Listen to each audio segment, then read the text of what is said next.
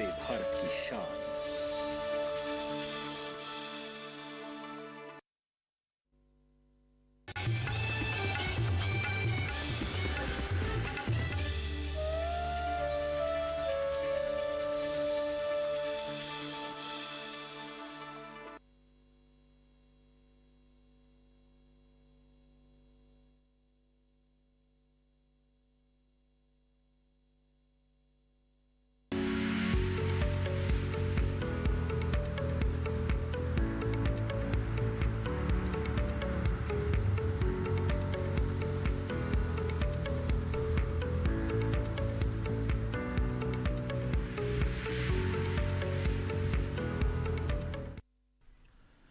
नमस्कार, आप सभी का स्वागत हेलो किसान में। मैं हूं मुकुल शर्मा।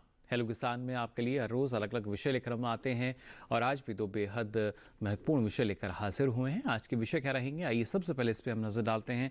आज खासतौर से आपको जानकारी देंगे भिंडी फसल की खेती और उसकी देखभाल को लेकर, और बात करेंगे मोटे अनाज की खेती की भी, किस तरीके की संभावनाएं मोटे अनाज की खेती में है, कितना लाभ इसके ज़रिए आपको मिल सकता है। और इन दोनों विषय से संबंधित अगर आप कुछ जानकारी लेना चाहते हैं तो हमारे टोल फ्री नंबर हैं, इन पर आप हमें कॉल कर सकते हैं। नंबर हैं 1800113060, साथ ही 1800113061। इसके साथ ही ईमेल आईडी के ज़रिए भी आप हमसे जुड़ सकते हैं, उस पर अपना सवाल आप भेज सकते हैं। मेल आईडी है hellokisan2015@gmail.com। तो इस पर आप अपना सवाल हमें भेज सकते हैं। साथ ही आपके जो सवाल हमारे पास आएंगे उनके जवाब देने के लिए, आपकी जानकारी को और बढ़ाने के लिए दो बेहद ही खास मेहमान आज हमारे साथ जुड़ रहे हैं। उनका परिचय आपसे हम करा दें।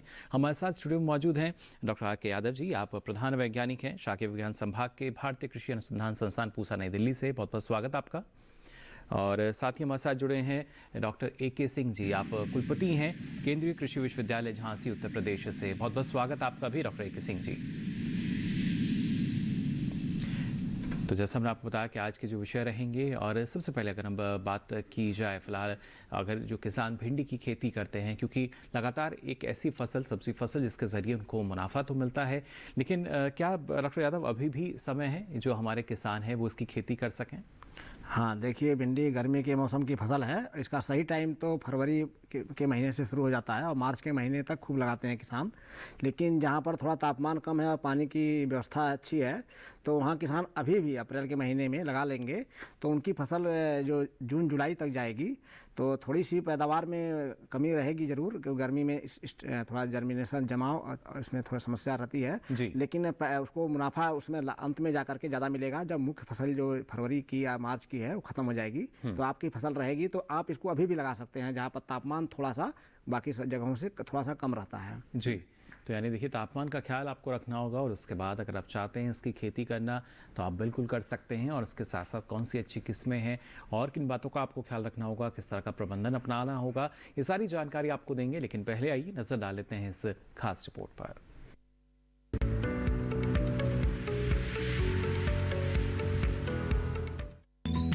ये मौसम भिंडी की बुआई के लिए अनुकूल है। वैसे तो हमारे देश में भिंडी की दो पैदावार ली जाती है, एक बरसात में और दूसरी गर्मियों में। ये समय गर्मियों की भिंडी के लिए सही है। अच्छी पैदावार लेने के लिए उन्नत प्रजातियां आजाद भिंडी 1, आजाद भिंडी 4, परभनी क्रांति, वर्षा उपहार, पूसा 4, पूसा 5 और अर्का अनामिका का चुनाव कर सकते हैं। भिंडी की फसल में 35 से 40 किलोग्राम नाइट्रोजन की टॉप ड्रेसिंग बुआई के करीब 30 दिन बाद व बची 1/3 मात्रा की दूसरी ड्रेसिंग बुआई के 45 से 50 दिन बाद करें। फसल में फूल व फल आने की स्थिति में तना भेदक और फल भेदक के प्रकोप की आशंका रहती है। ऐसे में कार्बोसल्फोन 25 EC 1.5 लीटर को 800 से 1000 लीटर पानी में घोलकर 10 से 15 दिन के अंतराल पर छिड़काव करें। दवा का छिड़काव करने के पहले किसान फसल की तुड़ाई कर चुके हो। इसके अलावा भिंडी में येलो वेन मोजिक रोग की आशंका भी रहती है। इसके कारण फल, पत्तियां और पेड़ पीला पड़ जाता है। नियंत्रण के लिए जरूरी है कि रोग रहित किस्मों को लगाया जाए। साथ ही मेलाथियोन 50 EC की 1 लीटर मात्रा को करीब 1000 लीटर पानी में घोलकर प्रति हेक्टेयर की दर से छिड़काव करें। अच्छे परिणाम के लिए ये छिड़काव 10 से 15 दिन दोहराए। साथ ही फसल में जरूरत के हिसाब से सिंचाई का ध्यान रखें।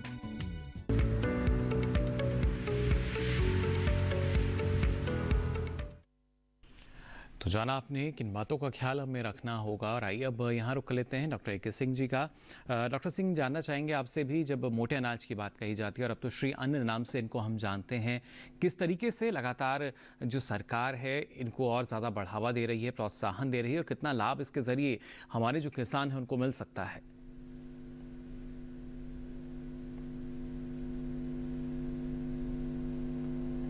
डॉक्टर सिंह, सुन पा रहे हैं आप हमें?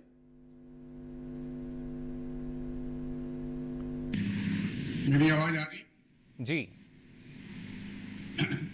श्री अन्न को आगे बढ़ाने के लिए भारत सरकार ने कई पहल किए हैं और उसका परिणाम भी देखने को मिला है। राज्य सरकारें भी आगे बढ़ कर के जो श्री अन्न है, जिसमें मिलेट्स हैं, उनको लेकर के अनेक कार्यक्रम चलाए हैं। अपने राज्य सरकारों के भी मिलेट मिशन के कार्यक्रम शुरू हुए हैं जी। और मुझे पूरी उम्मीद है कि आने वाले वर्षों में भारत देश में जो मिलेट प्रायः पहले उगाया जाता था, और जब देश की आज़ादी की बात करें 1950-51 में लगभग 3.5 करोड़ हेक्टेयर क्षेत्रफल पे उगाते थे, जो घट करके 1.3 करोड़ हेक्टेयर तक सीमित रह गया है जी। तो ये लगभग 70% की गिरावट आप देखेंगे कि इसमें हुई है जो क्षेत्रफल है। लेकिन अच्छी बात है कि उत्पादन जितना पहले हम करते थे, लगभग उतना ही उत्पादन कर रहे हैं, कम क्षेत्रफल होने के बावजूद भी जी। क्योंकि उत्पादकता बढ़ी है और जो 400 किलोग्राम प्रति हेक्टेयर उत्पादन होता था, आज बढ़कर के 1200 किलोग्राम या 12 क्विंटल प्रति हेक्टेयर हो गया है। तो ये जरूर है कि उत्पादकता बढ़ी है, लेकिन क्षेत्रफल गिरा है। और इसमें केंद्र सरकार की जो पहल है, अंतर्राष्ट्रीय स्तर पर, अपने देश के स्तर पर ही नहीं बल्कि अंतर्राष्ट्रीय स्तर पर अपना देश भी इसमें काम कर रहा है और दूसरे देश भी आगे बढ़ करके इसमें काम कर रहे हैं जी। मिलेट के बाद संभावनाएं हैं और ऐसे क्षेत्र हैं जो वर्षा आधारित हैं, जहाँ पहले भी श्री अन्न की खेती होती थी, मोटे अनाज की, उसको पुनः आगे बढ़ाने की जरूरत है। उसके सरकार ने तमाम नीतिगत फैसले भी लिए हैं, जिसमें कि एमएसपी के दर को बढ़ाना भी है और अन्य तरह के जो प्रोत्साहन हो सकते हैं, प्रोसेसिंग यूनिट की, स्टार्टअप की, और दूसरे जो सुविधाएं दे सकते हैं, बीज उत्पादन का या बीज हब के द्वारा जी बीज उत्पादन करके उपलब्ध कराना, प्रसंस्करण के माध्यम जो हो सकते हैं, उसके लिए भी सरकार प्रयास कर रही है। क्योंकि मिलेट्स में जो समस्या है वो 2-3 तरह की मुख्य है। पहली तो है कि बीज, अब क्वालिटी बीज जिसको कहते हैं, बहुत मात्रा में उपलब्ध नहीं है। उसके ऊपर अब विश्वविद्यालय और राज्य सरकारें और केंद्र सरकार भी काम करना जी शुरू है कि यानी जो चुनौतियां हमारे सामने हैं उन पे लगातार काम किया जा रहा है, जिससे उनसे आगे हम निकल पाएं और मोटे अनाज के जरिए एक अच्छा खासा लाभ जो है, मुनाफा जो है, वो हमारे किसानों को हो सके। डॉक्टर सिंह, आपसे और भी जानकारी लेंगे मोटे अनाज से संबंधित, लेकिन पहले आइए नजर डाल लेते हैं इस खास रिपोर्ट पर।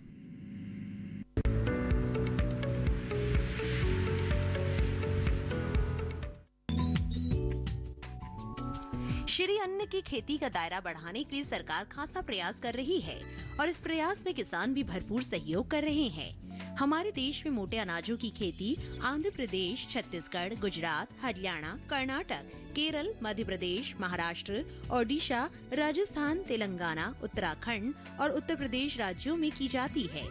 ये फसलें सिर्फ पोषक अनाज फसलें ही नहीं है, बल्कि ये पशुओं के लिए चारा फसलें, तो कुक्कुट पालन के लिए भी छोटा दाना फसलें भी हैं। इसीलिए इनकी उपयोगिता काफी बढ़ जाती है। आंकड़ों की माने तो राष्ट्रीय खाद्यान्न उत्पादन में करीब 7 मिलियन हेक्टेयर में बाजरे की खेती, 10.1 मिलियन टन ज्वार और रागी का 1.8 मिलियन टन उत्पादन लिया जाता है। ये फसलें उष्णकटिबंधीय व उपोष्णकटिबंधीय क्षेत्रों में कम संसाधन में उगाई जाती है। ज्वार, बाजरा और रागी जैसी फसलें ज्यादातर बारिश पर निर्भर है और खरीफ के मौसम में उगाई जाती है। इसकी खेती करने के लिए एक गहरी जुताई के बाद 2 से 3 बार हल से जुताई कर खेत को समतल करना चाहिए, जिससे खेत में पानी ना रुक सके। साथ ही खेत में जल निकास की उचित व्यवस्था रखनी चाहिए। बेहतर उपज लेने के लिए बुआई के 15 दिन पहले करीब 10 से 15 टन गोबर की सड़ी खाद प्रति हेक्टेयर की दर से मिट्टी में मिलाएं। बारिश शुरू होने के साथ ही जुलाई के दूसरे सप्ताह तक इसकी बुआई करें। बीज को 2 से 3 सेंटीमीटर गहराई पर बोना चाहिए। कतार से कतार की दूरी 45 सेंटीमीटर और पौधे से पौधे की दूरी 10 से 15 सेंटीमीटर रखें।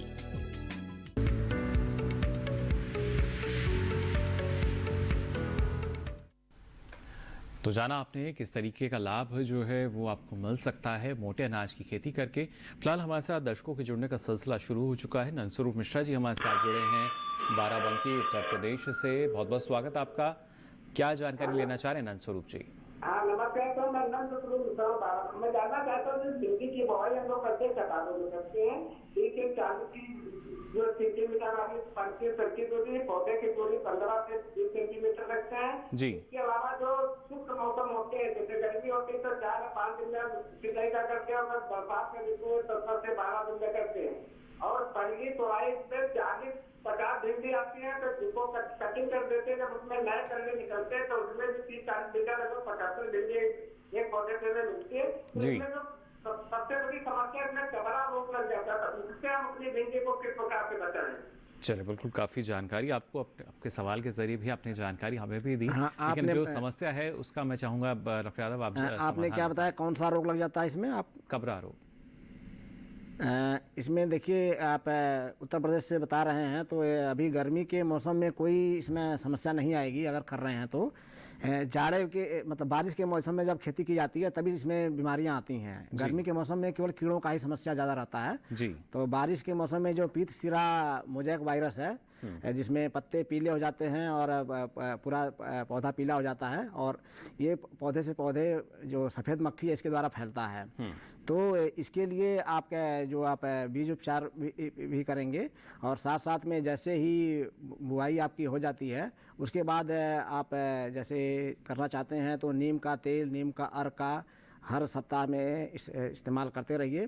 खेत के चारों ओर हम कभी कभी कहते हैं कि मक्का या ज्वार बाजरा इस तरह से चीज़ें अगर आप लगा लें तो उससे भी सफ़ेद मक्खी बाहर से नहीं आ पाती है, उससे भी रुका हो जाता है। और येलो स्टिकी ट्रैप आता है, उसको भी आप अपने चाहे तो खेत में इस्तेमाल कर सकते हैं। और इसके अलावा अगर आपको समस्या होती है और तभी भी मक्खी अगर है और कोई पौधा इस तरह से ग्रस्त दिखता है तो उस पौधे को उखाड़ करके आप ज़मीन में गड्ढा बना के उसको दबा देंगे। और एक जो सफ़ेद मक्खी के लिए अगर केमिकल की दवा जो आपको चाहिए, रासायनिक दवा की आवश्यकता होती है, तो इमिडाक्लोपिड जो है उसकी करीब 3 से 5 मिलीलीटर मात्रा को 10 लीटर पानी में घोल बना करके छिड़काव कर दीजिए जी। और 8 से 10 दिन के अंतराल पर दूसरी दवा होती है एसिटामाइप्रिड, उसकी 3 से 5 ग्राम मात्रा को 10 लीटर पानी में घोल बना के छिड़काव कर सकते हैं। तो इससे आपका मक्खी समाप्त हो जाएगा और आपकी फसल को इससे बचाव हो जाएगा। जी बिल्कुल, देखिए किस तरीके से बचाव जो है वो आपकी फसल का हो सकता है। और खासतौर से डॉक्टर सिंह अगर देखा जाए तो ये एक बहुत बड़ा एक महत्वपूर्ण पहलू है हमारे जो श्री अन्न है उनके साथ, कि यहाँ पे किसान की जो लागत है वो ज़्यादा नहीं जाती, लागत कम रहती है और मुनाफा ज़्यादा मिलता है। और उसी में क्योंकि अक्सर हम देखते हैं अलग अलग फसलें जो हैं उसमें रोग या बीमारी के कारण, कीटों के प्रकोप के कारण कई तरह का नुकसान किसान को झेलना पड़ता है, लेकिन यहाँ एक वो भी फ़ायदा है जो हमारे किसानों को मिलता है मोटे अनाज की खेती करके। नहीं, सबसे बड़ी बात है कि लागत तो बहुत कम है ही है, लेकिन जो पानी एक विशेष करके चर्चा होती है कि खास करके फसलें खरीफ के मौसम में उगाई जाती हैं, जितनी भी श्री अन्न की फसलें हैं जी, और उसमें कई क्षेत्रों में जो धान की खेती होती है पानी बहुत ज़्यादा लगता है, बारिश के पानी पर निर्भरता नहीं पूरी हो पाती है। ऐसे में जो श्री अन्न है वो एक अवसर प्रदान करते हैं कि आप उसको उगाएं और अतिरिक्त पानी की शायद जरूरत नहीं पड़ेगी, जो बारिश का पानी है उसी से ही इन फसलों की खेती आसानी से की जा सकती है। तो एक बहुत बड़ा फायदा है। दूसरी बात यह है कि बीमारी और रोग भी इसमें कम लगते हैं। हाँ, इसकी बुआई के समय और ऐसा ध्यान रखना पड़ता है ज़्यादा पानी का ठहराव जड़ों में ना हो, तो थोड़े ऊंचे पर लगाएं और उसको ध्यान में रखते हुए किया जाता है तो श्री अन्न से फायदा ही है। बिल्कुल, कई फायदे जो हैं, बहुत सारे ऐसे क्षेत्रफल हैं जी जो कि आप देखेंगे वर्षा के मौसम में खाली रहते हैं। मैं बुंदेलखंड में हूँ और यहाँ पे वर्षा में प्राय आप देखते हैं कि फसलों की खेती नहीं की जाती है, खेत खाली रहते हैं जी। तो ऐसे एक बहुत बड़ा अवसर है किसानों का कि खेत खाली न रख करके श्री अन्न का उत्पादन करें और अतिरिक्त लागत उनको बहुत ही कम लगेगी और इसके लाभ हैं। और चूंकि इसकी मांग भी बढ़ रही है जी राष्ट्रीय स्तर पर, अंतर्राष्ट्रीय स्तर पर, तो इसको बढ़ावा दिया जाना चाहिए। बिल्कुल, किसान को जागरूक होने की जरूरत है। काफ़ी अच्छी मांग जो है वो लगातार निकल कर आ रही है और उसी वजह से किसान आगे भी बढ़ रहे हैं इस दिशा में। फिलहाल एक और दर्शक हमारे साथ जुड़े हैं, विपिन जी हमारे साथ जुड़े हैं सागर मध्य प्रदेश से। बहुत बहुत स्वागत आपका विपिन जी, क्या जानकारी लेना चाह रहे हैं? जी सर नमस्कार सर, मेरे दो जी। सवाल थे। पहला सवाल था सर, भिंडी लगी हुई है तो सर उसके पत्तों में है ना छेद दिखाई दे रहा है, बाकी फल फूल में किसी तरह की कोई दिक्कत नहीं है। जी। पहला सवाल सर ये था। और दूसरा सवाल ये था सर कि हमारे यहाँ कुछ किस्में ऐसी होती हैं जिसमें भिंडी में कांटे होते हैं, तोड़ाई करने के समय कांटे लगते हैं, तो कुछ ऐसी किस्में बताइए जिसमें भिंडी में कांटे ना रहते हो, क्योंकि इसके जो कांटे रहते हैं वो काफी ज्यादा मतलब तोड़ाई में प्रॉब्लम जी, देते हैं। चलिए कांटा रहित किस्म कौन सी है, और अगर इस तरह के पत्तियों में छेद हाँ, ये बता रहे हैं तो क्या जैसे वजह? विपिन जी आपने बताया कि आपके पत्ते में छेद हो रहा है, तो पत्ते में छेद पर जो कीड़े करते हैं तो उसके लिए आप कॉन्टैक्ट टाइप का कोई जो रासायनिक दवा है, इंसेक्टिसाइड डालेंगे उसमें। जैसे एक मैं बता देता हूँ, इंडोक्सा कार्ब है या एवामेक्टिन बेंजोएट है, इसमें से कोई आपको मिल जाता है तो इसकी 3 से 5 मिलीलीटर मात्रा को 10 लीटर पानी में घोल बना के छिड़काव कर दीजिए आप। तो बारी बारिश कर देंगे तो ये पत्ते में छेद करने वाले कीड़े या लार्वा जो हैं आपका जो कैटरपिलर हैं वो मर जाएंगे उसमें, और उसमें छेद नहीं करेंगे। दूसरी चीज़ आपने पूछी कि इसमें जो समय समय आप तोड़ाई कर रहे हैं तो आपको कांटे लग रहे हैं, तो भिंडी में क्या होता है कि पत्तों में भी थोड़ा सा इस तरह का होता है और फलों में भी कभी कभी कुछ प्रजातियों में देखने को मिलता है। तो आपको मैं बता दूं कि एक तो कम बढ़वार वाली प्रजातियों का इस्तेमाल करिए जो भिंडी पास पास लगती हैं, और जिससे कि आपको ऊपर से ही उसको तोड़ लेंगे आप और उसके अंदर ज़्यादा घुसना नहीं पड़ेगा आपको। तो उसके लिए हमने पूसा भिंडी 5 के विकसित की है। आप इसको इस्तेमाल करिए। आप राष्ट्रीय बीज निगम से इसके बीज को प्राप्त कर सकते हैं, इसको लगाइए। आप देखिए इसमें जो इस तरह की समस्या है आपको नहीं आएगी। तो और भी कई प्रजातियां हैं। आप जो काशी प्रगति है वहाँ जो बनारस की हमारा इंस्टीट्यूट है, भारतीय सब्जी अनुसंधान संस्थान, वहाँ की प्रजाति है, तो वहाँ से भी आप प्राप्त करके इसको लगा सकते हैं। तो इनमें इस तरह की समस्या नहीं है। जी बिल्कुल, देखिए कैसे जो अलग अलग किस्में हैं उनके ज़रिए आपकी समस्याएं जो हैं वो दूर हो सकती हैं। फिलहाल हमारे साथ हरी सिंह जी जुड़े हैं कपूरथला पंजाब से। बहुत बहुत स्वागत आपका हरी सिंह जी, क्या जानकारी लेना चाह रहे हैं? नमस्कार डॉक्टर साहब जी। जी नमस्कार। डॉक्टर साहब जी, भिंडी की फसल लगाई हुई है और ये पीली पड़ रही है, तो फल भी जो है ना इसका गिर रहा है जी। तो दूसरा सवाल है जी, मोटे अनाज की बात करें तो बाजरा बीजना चाहते हैं जो खाने वाला, से कौन सी वैरायटी बीजनी चाहिए, इसके बारे में थोड़ा बताया जाए जी। चलिए बिल्कुल, आपके 2 सवाल और दोनों को ही जवाब हम लेते हैं। पहले डॉक्टर सिंह आपके पास आना चाहूँगा, बाजरे की किस्म जो है वो जानना चाह रहे हैं कपूरथला पंजाब से हरी सिंह जी, क्या कुछ सुझाव उनको देना चाहेंगे आप? देखिए, बाजरे की बहुत सारे हाइब्रिड्स प्राइवेट कंपनीज के हैं जो कि बड़ा अच्छा कर रहे हैं। दूसरा जो पूसा संस्थान है IRI जो दिल्ली का है, उसने भी बाजरे की अच्छी वैरायटीज निकाली है। तो यदि आप इनसे संपर्क करते हैं तो आपको बीज उपलब्ध हो पाएगा, बाजरे की खेती कर पाएंगे। बाजरा अपने देश में लगभग 60% क्षेत्रफल में, मतलब जो मिलेट्स होता है उसका 60% क्षेत्रफल बाजरे के अंतर्गत ही है जी। तो इसकी अपार संभावना है और इसमें कोई वैरायटीज की कमी नहीं। ज्वार है, बाजरा है, ये ज्यादातर इसके हाइब्रिड्स हैं, सिंगल क्रॉस हाइब्रिड्स हैं जी। और ये प्राइवेट कंपनीज के भी बहुत सारे सीड अच्छे हैं जिनको लेकर के खेती कर सकते हैं। और नहीं तो आप पूसा संस्थान से संपर्क करेंगे या जो हमारा Indian institute of millet research है जी, जो कि हैदराबाद में है, तो वो भी आपको इसके ऊपर सूचना प्रदान करेंगे। तो आप अच्छा बीज लेकर के, बीज के बारे में बताना और बीज की उपलब्धता दोनों ही जरूरी है, तो दोनों आप वहाँ से प्राप्त कर सकते हैं। जी बिल्कुल, देखिए सारी जानकारी जो है वो आपको मिल सकती है। और साथ ही भिंडी के बारे में भी ये जानकारी लेना चाह रहे थे डॉक्टर यादव के, जो पीलापन है वो आ रहा है और जो फल है वो नहीं आता। और ऐसी एक ईमेल हमारे पास आया अंकुर सहाय जी का, वो भी बता रहे हैं कि जो उनकी भिंडी की फसल है उत्तर प्रदेश से उन्होंने मेल किया है, पत्तियाँ पीली पड़ रही हैं और क्या वजह हो सकती है इसके पीछे? देखिए, इस मौसम में जो गर्मी का मौसम होता है, इसमें सामान्यतः जो पीत सिरा मोज़ेक वायरस होता है वो नहीं आता है। ये बारिश के मौसम में आता है जब तापमान में ह्यूमिडिटी ज़्यादा रहती है और उसमें सफ़ेद मक्खी का प्रकोप ज़्यादा रहता है जी। इस मौसम में आप अगर आपको पत्ती पीली पड़ रही है तो आपको देखना होगा कि पत्ता पीला हो रहा है कि सिराएं होती हैं। कि पीत सिरा मोज़ेक की पहचान होती है कि पत्ती की सिराएं होती हैं। तो कभी कभी किसी कारणवश से कहीं से कोई वेक्टर जिसको बोलते हैं सफ़ेद मक्खी होती है तो वाहक होता है, इसको फैला सकता है। नहीं तो सामान्यतः इस मौसम में आपको ऐसी समस्या नहीं आएगी। अगर पीलापन हो रहा है तो आप या तो देखिए कहीं पानी ज़्यादा लग रहा होगा या इस तरह की कुछ समस्या होने से भिंडी पर पत्ते पीले हो जाते हैं, फिर बाद में सही हो जाते हैं। यानी आवश्यकता से अधिक अगर हमने सिंचाई की है तब भी ऐसी समस्या आ सकती है?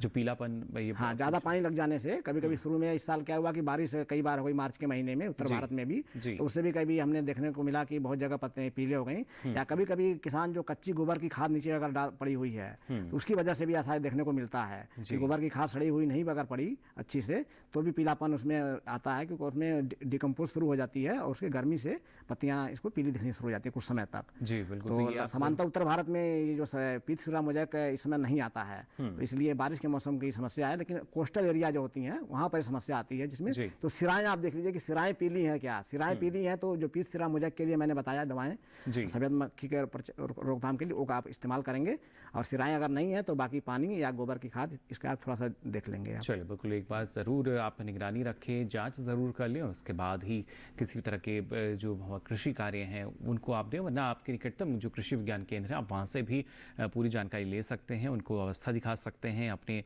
जो फसल है उसकी भी। फिलहाल आगे भी आपको हम जानकारी देंगे ना सिर्फ भिंडी की खेती के बारे में बल्कि मोटे अनाज की खेती करके और कैसे आपको लाभ मिल सकता है, ये सारी जानकारी इस छोटे से ब्रेक के बाद।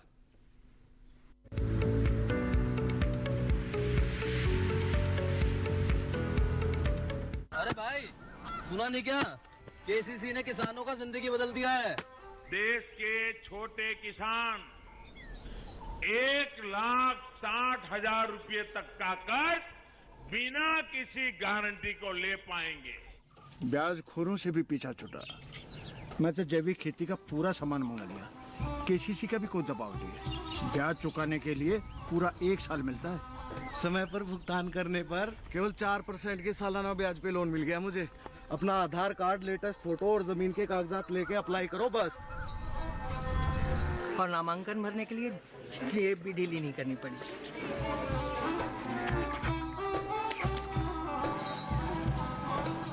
चाचा, उधार चुकाने के 24 घंटे के बाद उतने ही पैसे वापस निकाल सकते हैं। केसीसी ने किसानों की जिंदगी वाकई बदल दी है।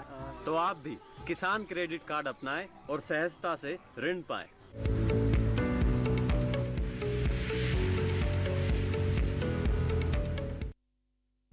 ब्रेक के बाद आप सभी का एक बार फिर स्वागत। हेलो किसान में लगातार आपको हम जानकारी दे रहे हैं भिंडी की खेती आप कैसे कर सकते हैं, किस तरह की देखभाल की आवश्यकता है, और साथ ही मोटे अनाज की खेती यानी श्री अन्न की खेती करके कैसे आप अच्छा लाभ कमा सकते हैं। यहाँ डॉक्टर ए के सिंह आपके पास हम आना चाहेंगे, जानकारी आपसे लेना चाहेंगे। जब हम आज के समय में बात करते हैं जलवायु परिवर्तन की और इसका जो असर है, जो प्रभाव है कृषि क्षेत्र पे हम ज़्यादा देखते हैं, ऐसी अवस्था में किस तरीके से जो हमारे मोटे अनाज वाली फसलें हैं, श्री अन्न की फसलें हैं, वो लाभकारी साबित हो सकती हैं?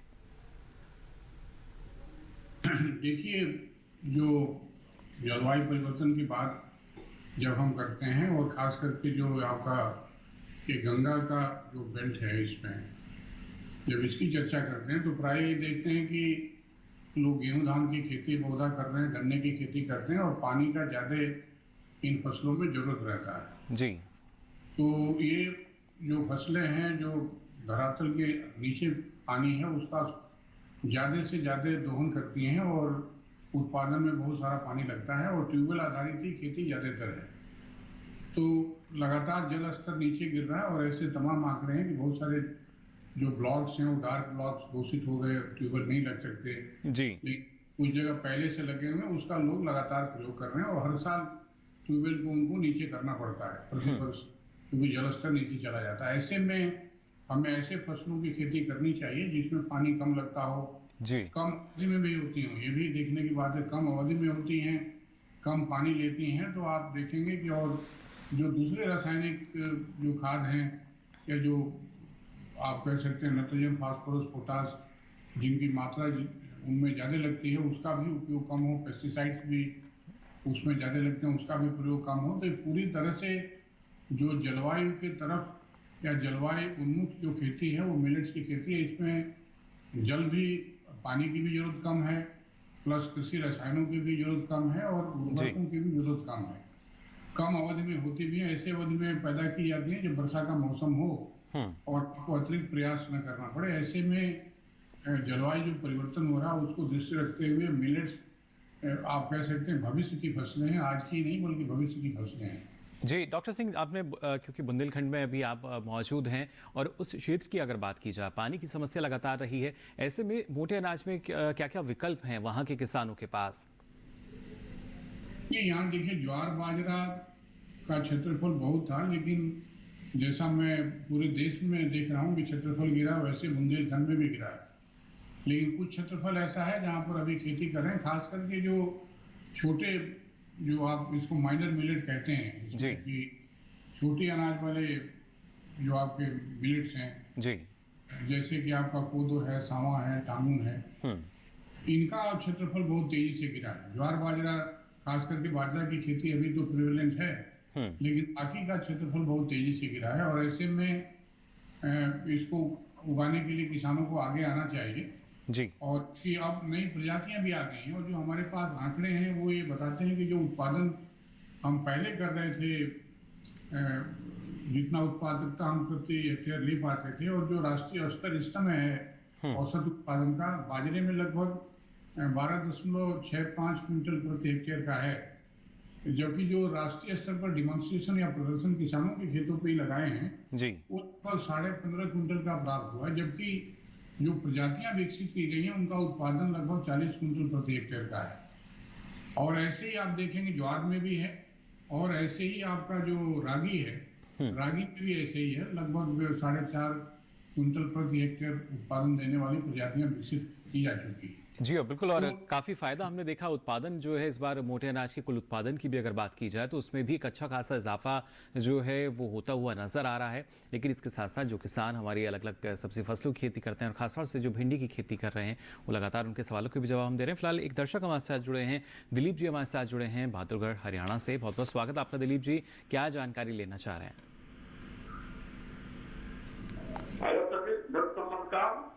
जी नमस्कार। भिंडी की खेती आप करना चाहते हैं, कीड़े उसमें बता रहे हैं?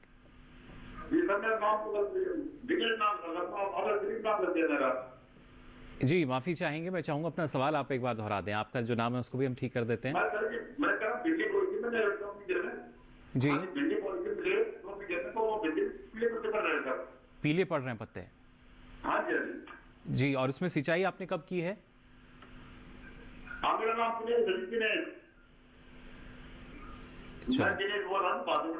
जी जी, दिनेश जी हमारे साथ हैं। दिलीप, माफ़ कीजिएगा, दिलीप इनका नाम हमने यहाँ लिख दिया था। दिनेश जी फिलहाल जुड़े हैं बहादुरगढ़ से और बता रहे हैं कि जो भिंडी की फसल है, जो पत्तियाँ वो पीली पड़ रही हैं अभी भी। दिनेश जी, जैसे कि अभी मैंने बताया इसमें, तो आप एक बार और अपने पत्ते को देख लीजिए कि पत्ते की अगर सिराएं पीली हो रही हैं जी, उसमें सिराएं आती हैं ना, नसें जिसको बोलते हैं आप, तो वो अगर पीली हो रही हैं तब तो पीली सिरा मोज़ेक जो विषाणु है वो रोग है।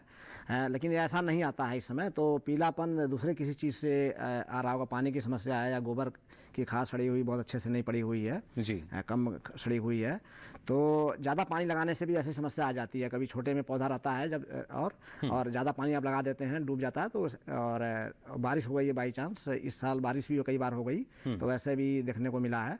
तो ये सब अगर है तो उसको जल निकास का प्रबंध रखिए ठीक से और कम पानी लगाइए जितनी आवश्यकता है। और अगर सिराएं अगर हैं तो मैंने बताया था कि इमिडाक्लोपिड जो एक दवा है जी, उसकी 3 से 5 मिलीलीटर मात्रा को 10 लीटर पानी में घोल बनाकर छिड़काव कर देंगे जी, और 8 से 10 दिन के अंतराल पर आप एसिटामाइप्रिड जो दवा है उसका 3 से 5 ग्राम मात्रा को 10 लीटर पानी में घोल बनाकर छिड़काव कर सकते हैं। तो आप एक बार चेक कर लीजिए कि नसें उसकी पीली हैं तो वैसा करिएगा, तब पीला मोज़ेक उसमें आता है। नसें उसकी पहचान रहती हैं कि जी। डॉक्टर यादव, एक ईमेल के जरिए हमारे पास सवाल आया है नरेंद्र कुमार जी का, झांसी उत्तर प्रदेश से। इनका सवाल है कि जो भिंडी है उसमें इल्ली की समस्या बहुत ज़्यादा आती है और किस तरीके से ये समस्या दूर हो और क्या बिना केमिकल के यानी जैविक तरीके से वो समस्या दूर कर सकते हैं, और इसमें जो उर्वरक है वो किस तरह का हमें देना चाहिए? हाँ, जैसे देखिए इल्ली की समस्या बता रहे हैं, तो अभी एक बताया गया था कि छेद हो रहे हैं, पत्ते खा जाती है ये, तो कभी कभी उसमें खाली जो उसमें सिराएं हैं वही बची रह जाती हैं जी। तो इसके लिए आप इंडोक्सा कार्ब जो मैंने बताया था उस दवा को, केमिकल के रूप में है लेकिन उसकी दवा अगर आवश्यकता पड़ती है, ज़्यादा हो गया है तब इसका इस्तेमाल करिए। नहीं तो आप नीम का जो अर्क होता है 5%, इसका घोल बना करके 8 से 10 दिन के अंतराल पर छिड़काव करते रहेंगे तो इससे भी काफ़ी कीड़े की समस्या कम हो जाती है। और नीम का तेल है, मिल जाता है, इसको भी आप उस तरह डाल सकते हैं। और येलो स्टिक की ट्रैप भी आप लगा सकते हैं, उसके अंदर चिपक जाते हैं कीड़े जो होते हैं बहुत सारे। तो येलो स्टिक की ट्रैप होता है जो पीला चिपचिपा गत्ता बोलते हैं, या प्लास्टिक की कोई शीट लगा करके पीले रंग की होनी चाहिए, उस पर अगर ग्रीस भी लगा देंगे या चिपका देंगे, खेत में जगह जगह लगा देंगे तो उस पर कीड़े चिपक करके रह जाते हैं। और फिर ज़्यादा भर जाएगा तो हटा करके फिर से उसको साफ करके दूसरा लगा सकते हैं। तो इस समय से भी कीड़े की समस्या को आप बचा सकते हैं अपनी फसल को। जी बिल्कुल, ये बेहद ज़रूरी कि लगातार आप निगरानी भी करते रहें और उसके बाद देखें किस तरह की समस्या उसमें आ रही है, और फिर उसी तरीके का जो उपचार है वो आप अपनी फसल में करें जिससे आपको अच्छी उपज मिल सके और आपकी जो समस्या है वो जल्द से जल्द दूर हो सके। फिलहाल आगे भी आपको हम बताएंगे कैसे सफलतापूर्वक आप भिंडी की खेती कर सकते हैं और मोटे अनाज की खेती करके किस तरीके से अच्छा लाभ आपको मिल सकता है। ये सारी जानकारी इस छोटे से ब्रेक के बाद।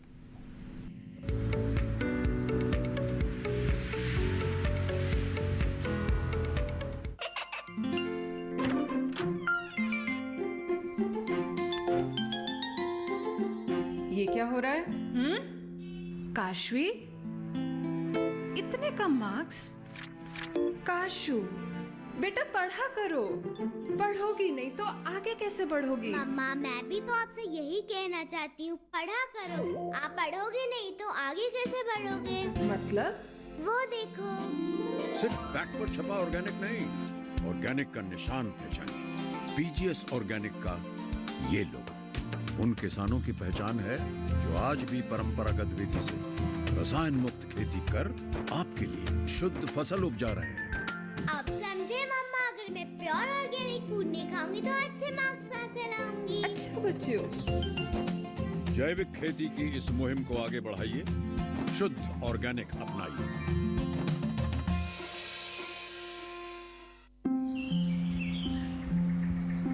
अरे अरे अरे क्या कर रहा है?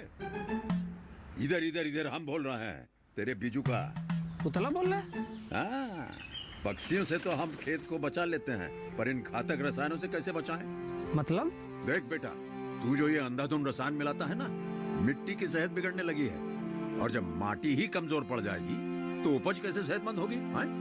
अरे पहले ऐसा नहीं था, पूछना अपने बड़े बुजुर्गों से, कैसे फसल लहलहाती थी, शुद्धता झलकती थी। हाँ, माटी भी तंदुरुस्त और लोग भी। पहली वाली बात कहाँ? पर अब तो सब यही डाले हैं। सब नहीं, आज भी लाखों जागरूक किसान परंपरागत विधि से फसल उगा रहे हैं। खर्चा कम और उपज की कीमत भी बेहतर पा रहे हैं। ठीक है भाई, मैं भी आज से जैविक खेती शुरू करूंगा। माटी से प्रेम की परंपरा है परंपरागत खेती।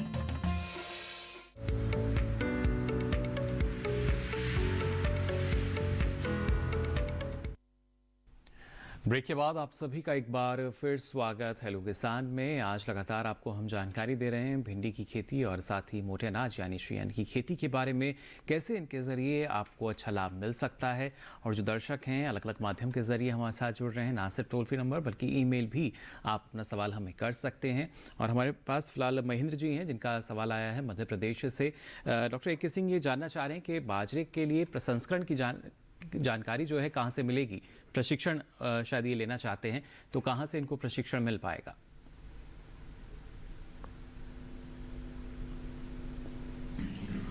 देखिए, बाजरे का प्रसंस्करण लेने के लिए जो भी संस्थान, जो भी विश्वविद्यालय आपके निकटस्थ हैं या आपके निकटस्थ जो आपका कृषि विज्ञान केंद्र है, हर जिले में कृषि विज्ञान केंद्र हैं जी, वहाँ से आप प्राप्त कर सकते हैं।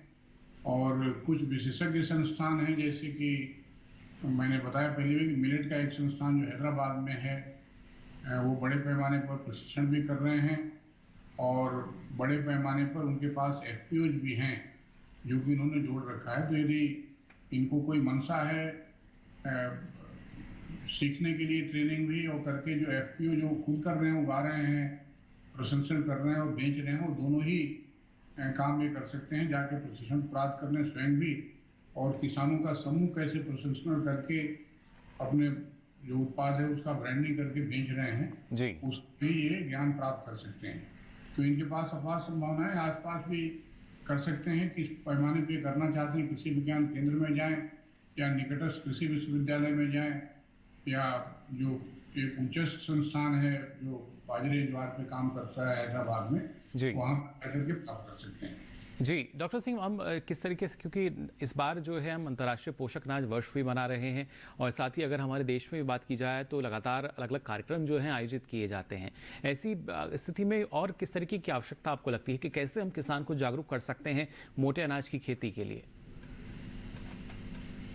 देखिए, मैंने पहले शुरू में बताया कि उत्तरोत्तर किसानों का रुझान जो मोटे अनाज है उसकी तरफ कम हुआ है, क्योंकि गेहूं धान को उगाना और उसके लिए बाजार का उपलब्ध होना इनको ज़्यादातर किसानों को उपयुक्त लगा, उधर ही किसान अपने को करने लगे हैं। लेकिन चूंकि अब आप देखेंगे कि लोगों की रुझान मिलेट्स के तरफ हो रही है, इसलिए कि जो मोटे अनाज हैं इनके खाने से रोग बीमारियां दूर रहती हैं और स्वास्थ्य के लिए ज़्यादा लाभकर है। इसलिए इस बात को यदि लोग समझें कि जो दूसरे अनाज खा रहे हैं, गेहूं धान खा रहे हैं, उसके तुलना में यदि इसको खाएंगे, मोटे अनाज है और स्वास्थ्य के लिए ज्यादा लाभकारी है।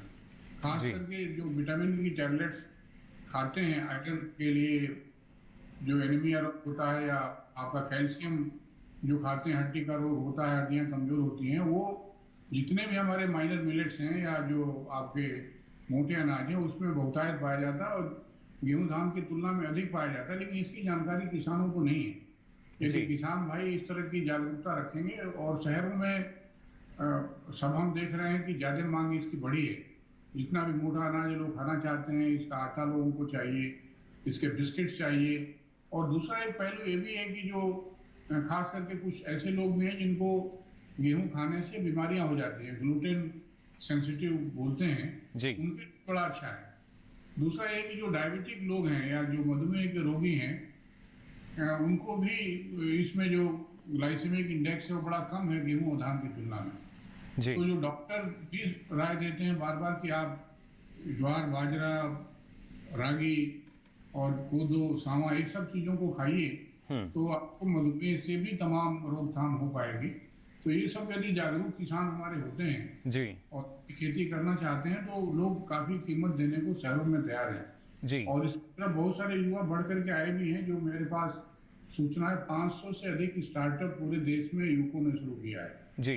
ये स्टार्टअप एक बिजनेस मॉडल के रूप में लोगों ने शुरू किया है और लोग इससे जुड़ रहे हैं। 350 किसानों के एफपीओ भी हैं जो कि केवल मोटे अनाज पे काम कर रहे हैं। तो जागरूकता बढ़ी है और मुझे लगता है कि जैसे जैसे किसान और जागरूक होंगे, इस तरफ रुचि लेंगे, क्योंकि आगे आने वाले दिनों में हम देखेंगे कि जो हम खा रहे हैं अभी, उसकी तुलना में लोग मोटे अनाज को खाना ज़्यादा पसंद करेंगे, क्योंकि वो पर्यावरण के लिए भी सुरक्षित है और मनुष्य के स्वास्थ्य के लिए भी बड़ा लाभदायी है। जी बिल्कुल, यानी पहले जिस तरीके से खाद्य सुरक्षा की हम बात करते थे, तो पोषक अनाज के साथ पोषण सुरक्षा जो है वो हम सुनिश्चित कर पाएंगे। यानी स्वास्थ्य के नज़रिए से भी काफ़ी महत्वपूर्ण है कि और ज़्यादा बढ़ावा जो है श्री अन्न को दिया जा सके। साथ ही यहाँ डॉक्टर यादव आपसे भी हम जानना चाहेंगे, जब हमारी जो भिंडी की फसल है उसके स्वास्थ्य की अगर बात की जाए, क्योंकि अलग अलग तरह की जो उसमें समस्याएँ रहती हैं और माना यही चाहता है कि अगर हमने एक संतुलित मात्रा में जो पोषक तत्व उसमें दिए हैं तो शायद उस तरह की समस्या कम हो, लेकिन जो संतुलित मात्रा है वो क्या रखनी चाहिए? देखिए, खेत की पहले अगर जांच हो जाए तो बहुत अच्छा है। तो उसके अनुसार किसान उसको अपना जो भी रिकमेंडेशन आएगा उसको अपने उसी के निर्धारण के हिसाब से अपने खेत में इस्तेमाल करेगा। लेकिन अगर नहीं कर पाए हैं तो सामान्य तौर से एक सामान्य जो हम लोग रिकमेंडेशन देते हैं उसमें कहते हैं कि 20-25 टन सड़ी हुई गोबर की खाद 15-20 दिन पहले जो अंतिम जुताई होती है उसे पहले खेत में मिला लें अच्छे तरीके से। और कभी कभी हम कहते हैं किसानों को कि इस गोबर की खाद में आप ट्राइकोडर्मा होता है वो भी 2 से 3 किलो अगर ट्राइकोडर्मा मिला लेंगे तो और अच्छा रहता है, उसमें और बीमारियां होने की संभावना कम रहती है आपके खेत में। और इसके अलावा जब आपकी फसल होती है तो उस समय भी आपको पोषक तत्वों की आवश्यकता होती रहती है। तो इसलिए जो रासायनिक दवाएँ हैं, रासायनिक खाद है जैसे नाइट्रोजन है, फास्फोरस है, पोटास है, इसकी भी आवश्यकता होगी। तो सामान्य तौर से 100 से 120 किलो नाइट्रोजन लगती है इसमें, और 60 किलो फास्फोरस और 60 किलो पोटास करीब प्रति हेक्टेयर की दर से हम मिलाते हैं। तो जैसा हम बताते हैं कि फास्फोरस और पोटास को और नाइट्रोजन की 1/3 मात्रा को आप जिस भी स्रोत से दे रहे हैं वो बुआई से पहले खेत में मिला लेंगे। जी। और जो 2/3 करीब नाइट्रोजन की मात्रा बची हुई है उसको 1-1 महीने या 25 दिन के अंतराल पर 3 बार में आप डाल देंगे। और खाद तभी डालेंगे जब खेत में अच्छे से निराई गुड़ाई कर लिया हो, जिससे पोषक तत्वों का ज़्यादा फायदा आपकी फसल को, खरपतवारों को ना हो। जी। तो आपको इस तरीके से डालेंगे। और तुड़ाई के जस्ट बाद अगर आपको आवश्यकता लगती है तो आप जो यूरिया का करीब 1% घोल होता है उसको भी आप किसान अगर डालें तो बहुत अच्छा होता है। तो 20-25 दिन के अंतराल पर उसको डालना आसान होता है। और करीब 10 ग्राम यूरिया प्रति लीटर पानी में घोल बना कर छिड़काव कर सकते हैं। और सूक्ष्म पोषक तत्वों का अगर मिश्रण खेत में डाला जाए तो भिंडी का रंग भी अच्छा आएगा और उसकी जो तुड़ाई के बाद जो खराब होने या मुलायम होने की समस्या आ जाती है, खराब होने की समस्या रहती है, वो भी कम आती है। इसकी सेल्फ लाइफ बोलते हैं हम लोग। तो सेल्फ लाइफ भी उसकी ज़्यादा बढ़ जाती है। तो सूक्ष्म पोषक तत्वों की अगर जांच के बाद करें, नहीं तो समान तौर से भी कोई सूक्ष्म पोषक तत्वों का मिश्रण आता है उसका भी इस्तेमाल किसान खेत में कर सकते हैं। जी बिल्कुल। तो देखिए कैसे जो बेहतर पोषण व्यवस्था है वो हम कर सकते हैं। पोषक तत्व प्रबंधन जो है उसका ख्याल हमें रखना होगा, लेकिन इसके साथ ही जो हमारे मोटे अनाज है, श्री अन्न है, वो कैसे हमारे पोषण के लिए लाभकारी सिद्ध हो रहे हैं। और ऐसी स्थिति में डॉक्टर सिंह, अगर जब हम निर्यात को देखते हैं, जो हमारे मोटे अनाज का निर्यात है, या कैसे जो बाहरी देश हैं वो स्वास्थ्य के प्रति कितना सचेत हैं, क्योंकि आज के समय में जब हम G20 जैसे सम्मेलन की अध्यक्षता कर रहे हों तो लगातार यही बात कही जाती है, एक विश्व, एक परिवार, एक भविष्य। तो कहीं ना कहीं अगर इसको हम मोटे अनाज से जोड़ के देखें तो ये और भी ज़्यादा सार्थक होता है। निश्चित रूप से, क्योंकि मोटे अनाज को पूरे विश्व में प्रचारित किया जाए और ज़्यादा मात्रा में उसका उत्पादन हो, इसकी शुरुआत भारत ने की थी। और इसीलिए अंतर्राष्ट्रीय स्तर पर इस 2023 को यूनाइटेड नेशंस ने मान्यता दी। जी। और पोषण चूंकि किसी एक देश से संबंधित नहीं है बल्कि पूरे विश्व की समस्या है। जी। और जो धनी देश अपने को है वहां पर भी आप देखेंगे कि तमाम तत्वों की कमी लोगों के शरीर में रहती है। क्योंकि खाना चाहिए और लोग क्या खा रहे हैं वो भी एक बड़ा पहलू है। और बहुत सारा धन होने के बाद भी उन फसलों का और उन पदार्थों का चयन वहां भी युवा नहीं कर पा रहे हैं जैसा करना चाहिए। और फास्ट फूड जिसको हम बोलते हैं उस उधर ज्यादा रुझान लोगों को है। लेकिन जो जब जागरूकता बढ़ी है जी, कि एक हमारे पास एक माध्यम है, क्योंकि पहले इतनी जागरूकता नहीं थी कि कितने इसमें खनिज लवण हैं, कितने आपके माइक्रो न्यूट्रिएंट सूक्ष्म तत्व हैं, कितने विटामिन हैं जो कि गोलियों के रूप में हम खाते हैं जी। इसमें कभी मोटे अनाज को नहीं देखा गया। लेकिन अब जबकि हमारे पास आंकड़े प्राप्त हो गए हैं कि तमाम इसमें तत्व ऐसे हैं जो कि जो टैबलेट्स खाते हैं उसके बराबर ही देखिए, जो विटामिन की गोली खाइए या आप रागी का टैबलेट खाइए, कैल्शियम की मात्रा बहुत मात्रा रागी में है, ऐसे ही आयरन की मात्रा बहुत है जी। तो ये ज्वार, बाजरा, रागी और दूसरे माइनर मिलेट्स हैं या सूक्ष्म जो अनाज हैं उसमें बहुत सारे तत्व हैं। तो ये जब युवाओं को जागरूकता होगी और इसके लिए सरकार ने बहुत कदम उठाए हैं। जितने भी सरकारी संस्थान हैं उनमें जितने जब भी भोजन दिए जा रहे हैं जी, कम से कम एक पदार्थ ऐसा होता है जो कि मोटे अनाज का बना हो। तो इससे बाजार की मांग लगातार बढ़ेगी मोटे अनाज की, चूंकि जागरूकता बढ़ी है। और जो उत्पादन अभी हम कर रहे हैं किसान भाई भी इसको देखेंगे जी कि जैसे मूल्य इसका बढ़ेगा, मांग बढ़ेगी, वैसे वैसे क्षेत्रफल भी बढ़ेगा। कुछ सरकारों ने जो मिशन चलाए हैं उसके अंतर्गत भी उन्होंने क्षेत्र निर्धारित किए हैं कि कितने क्षेत्रफल में मोटे अनाज का करना है।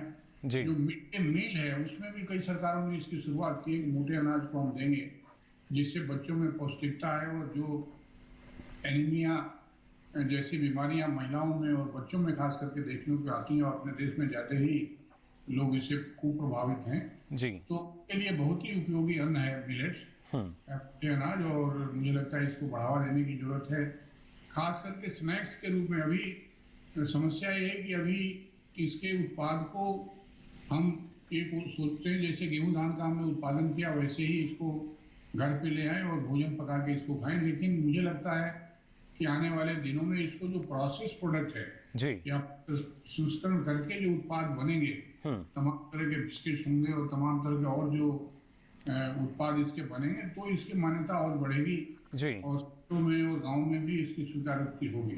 तो कुछ किया जाना है इसमें कि प्रसंस्करण के रूप में जो एक चुनौती है हमारे सामने कि प्रसंस्करण कैसे अधिक से अधिक इसमें बढ़े जी और इस फसल को आगे बढ़ाया जा सकता है। जी, यानी रेडी टू ईट जो प्रोडक्ट हैं, उत्पाद हैं, उसके ज़रिए और ज़्यादा बाजार इनका बढ़ेगा। और हाल ही में जब पहला श्री अन्न वैश्विक सम्मेलन का आयोजन किया गया था तो यहाँ भी इस बात का जिक्र किया गया था। लगभग हर एक के जो कृषि विज्ञान केंद्र हैं वो भी लगातार जो कार्यक्रम है आयोजित करें, किसानों को जानकारी दें, और उसी कड़ी में लगातार हम देखते हैं जो किसान हैं वो काफ़ी जागरूक हो रहे हैं। फिलहाल हमारे साथ एक और दर्शक जुड़े हैं, प्रभुदयाल जी हमारे साथ जुड़े हैं फ़ोन लाइन पर। बहुत बहुत स्वागत आपका। क्या जानकारी लेना चाह रहे हैं? सर क्या है, मैंने भिंडी लगाया हूँ, 15 दिन की हुई है, ऐसे जड़ सूखती काली हो जाती है, झाग सूख जाता है। सूख के काली हो रही है, 15 दिन हो चुके हैं जी। डॉक्टर यादव कुछ और जानकारी लेंगे आप?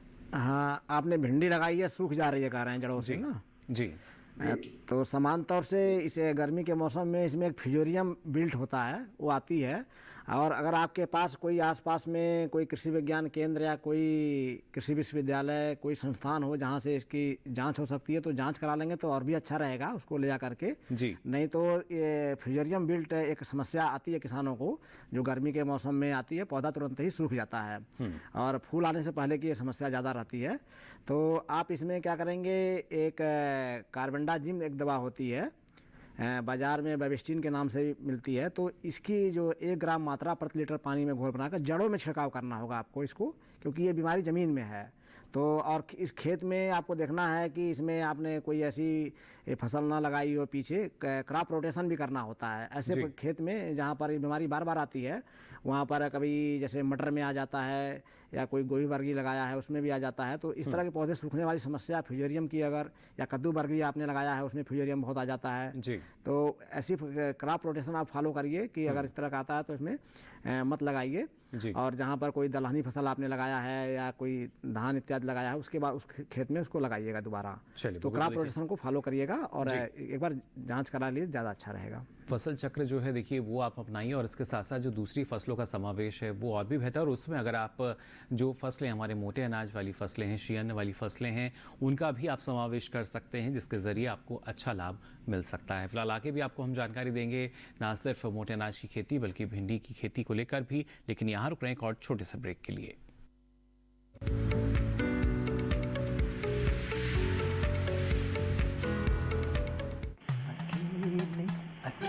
अरे वाह भैया, अकेले अकेले। अरे तू भी ले, पर खाएगा कैसे? मैं ऑर्गेनिक खेती की बात कर रहा रे बेटे। अकेले अकेले खेती कब तक करेगा? मतलब गांव में 20-25 किसानों का समूह बना के पंजीकरण करवा ले, फिर सरकारी ट्रेनिंग भी मिलेगी और मुफ्त जैविक बीज खाद भी।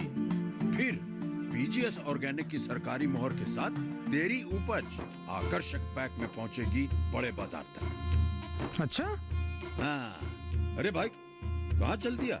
सबको साथ लाने, आमदनी बढ़ाने। तो किसान भाई समझ गए ना, साथ मिलकर ऑर्गेनिक खेती कीजिए, अपनी परंपरा को आगे बढ़ाइए, ज्यादा मुनाफा कमाइए। माटी से प्रेम की परंपरा है परंपरागत खेती।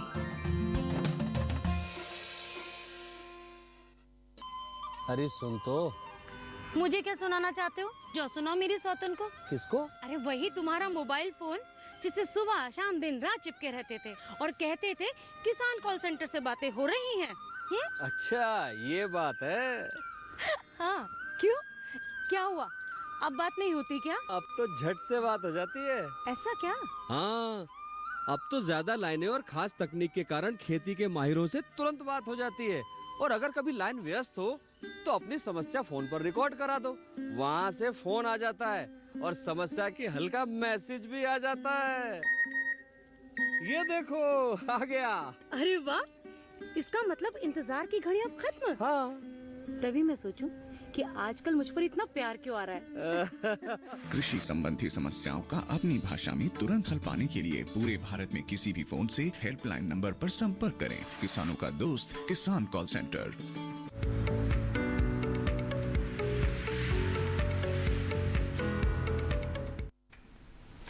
ब्रेक के बाद आप सभी का एक बार फिर स्वागत हेलो किसान में। लगातार आपको हम जानकारी दे रहे हैं भिंडी की खेती और साथ ही मोटे अनाज की खेती करके कितना लाभ आपको मिल सकता है। आप भी अपना सवाल अगर कुछ पूछना चाहते हैं तो ना सिर्फ टोल फ्री नंबर बल्कि ईमेल के जरिए भी आप हम तक अपना जो सवाल है वो पहुंचा सकते हैं। और जो दर्शक हैं देखिए वो लगातार हमारे साथ जुड़ भी रहे हैं। एक ईमेल हमारे पास आया है बिहार से राजीव जी का। Doctor A K. सिंह, राजीव जी जानना चाह रहे हैं कि किस तरीके से जो इनकी आमदनी है उसमें इजाफा हो सकता है मोटे अनाज की खेती करके।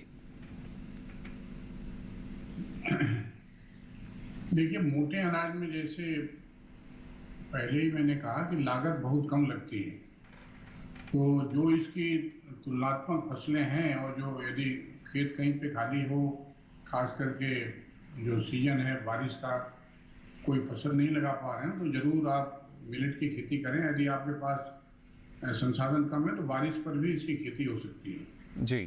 लागत इसका जो दूसरी फसलें हैं, चाहे इस सीजन की जिसमें कि खास करके धान ही है, बिहार के यदि परिदृश्य में हम देखें तो धान की तुलना में इसमें लागत बहुत कम है और इसको दूने का लगभग अंतर होगा यदि लागत देखें जी।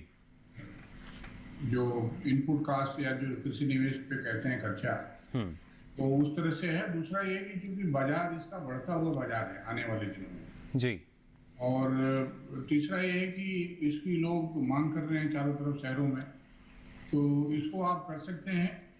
और मेरा सुझाव ये रहेगा कि अच्छे बीज चूंकि स्थानीय स्तर पर यदि नहीं मिलते हैं तो संबंधित कृषि विज्ञान केंद्रों या संस्थाओं या विश्वविद्यालय से संपर्क कर पहले तो गुणवत्तापरक बीज लें। और जो उत्पादन जो बहुत ही कम है, खास करके ज्वार बाजरा और रागी का जो हमने आंकड़े पहले भी बताए थे कि जो कि 13, 14, 12 क्विंटल के आसपास हो रहे हैं, वो 40-45 क्विंटल तक हो सकते हैं प्रति हेक्टेयर।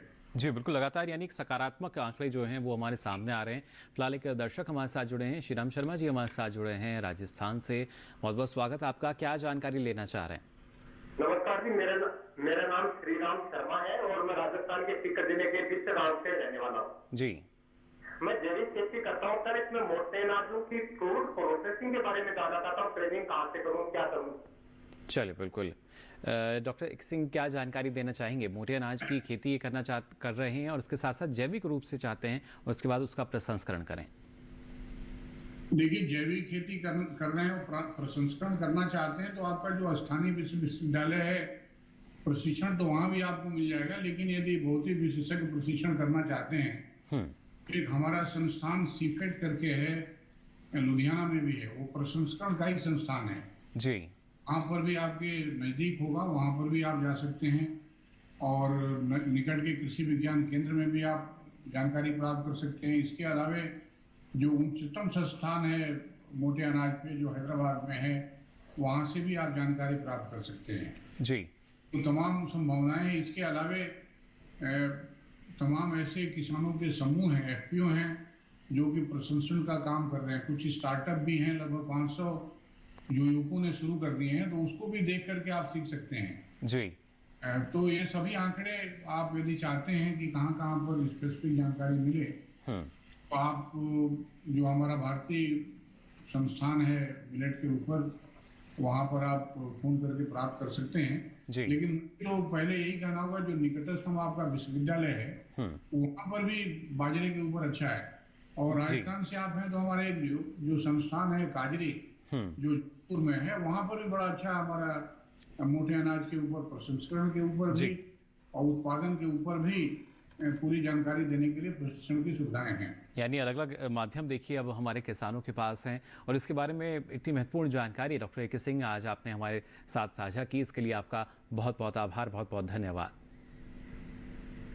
नमस्कार, आप सबको नमस्कार। तो मोटे अनाज पे यहाँ जानकारी दे रहे थे डॉक्टर ए.के. सिंह। लगातार अगर देखा जाए हमारे देश में 500 से अधिक कृषि स्टार्टअप और करीब 350 से अधिक जो हमारे अब एफपीओ हैं, किसान उत्पादक संगठन है, जो कि मोटे अनाज पे लगातार काम कर रहे हैं। और अभी इस वर्ष की अगर बात की जाए जो कि अंतर्राष्ट्रीय पोषक अनाज वर्ष है, तो हमारे देश में भी करीब 20 राज्यों में 30 जिले जो हैं वो चिन्हित किए गए हैं, जहाँ लगातार इस तरह के जो कार्यक्रम हैं संचालित किए जा रहे हैं, लोगों को जागरूक किया जा रहा है, किसानों को बताया जा रहा है कितना फ़ायदा मोटे अनाज की खेती करके हमें मिल सकता है। लेकिन इसके साथ साथ जो किसान भिंडी की खेती करते हैं, इसमें भी डॉक्टर यादव हम देखते हैं कि एक लाल भिंडी की खेती करते हैं किसान, जिसका उनका मानना होता है कि इसमें जो मुनाफा है वो लगभग दोगुना हो जाता है या उससे भी ज़्यादा कभी कभी मिलता है उनको। देखिए किसान भाइयों को मैं जानकारी दे दूं कि ये जो लाल भिंडी है इसमें एंथोसाइनिन जो पिगमेंट होती है लाल रंग उसकी वजह से है, या हल्का सा लाल नीला रंग कह दीजिए आप, बैगनी रंग इसमें आ जाता है।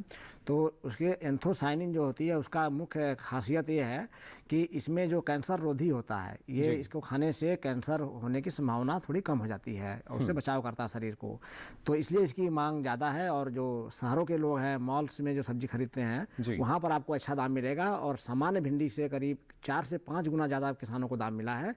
2 साल पहले किसानों ने इसका करीब 150 से 200 रुपये किलो तक किसानों ने बेच करके अपने मुनाफा कमाया है।